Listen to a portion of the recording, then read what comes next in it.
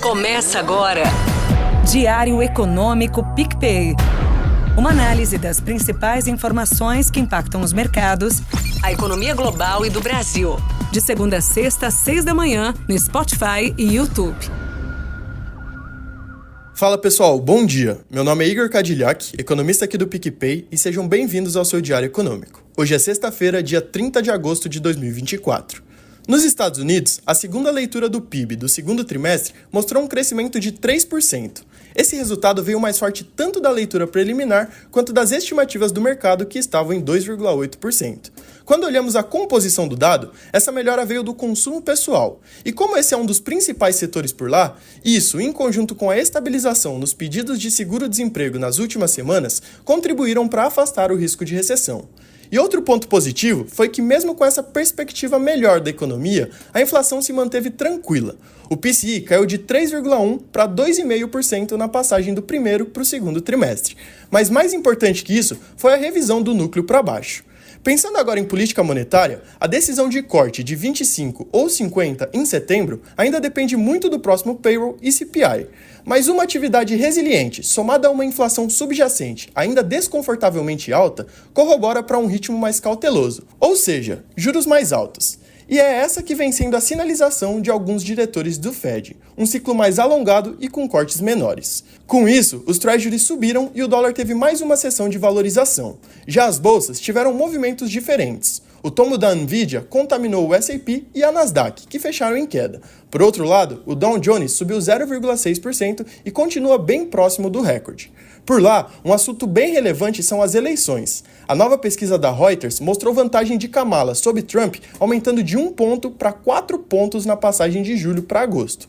O maior apoio à candidata democrata tem vindo principalmente das mulheres e dos hispânicos. Além disso, um outro levantamento foi o da Fox News, que veio na mesma direção. Mas aqui, a análise veio dos swing states, que são os mais divididos e que normalmente definem o vencedor.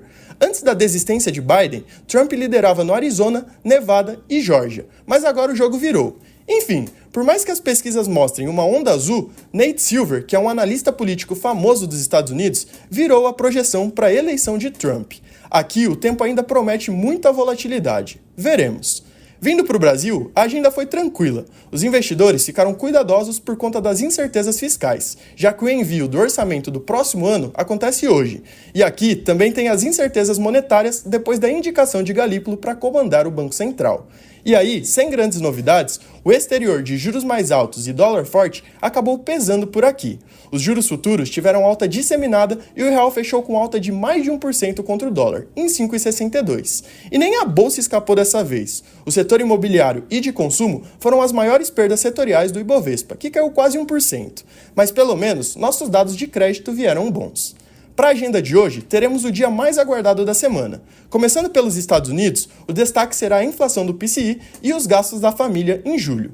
Nos preços, por mais que o processo desinflacionário continue, é esperado uma piora marginal de 0,1% tanto no mês quanto no ano.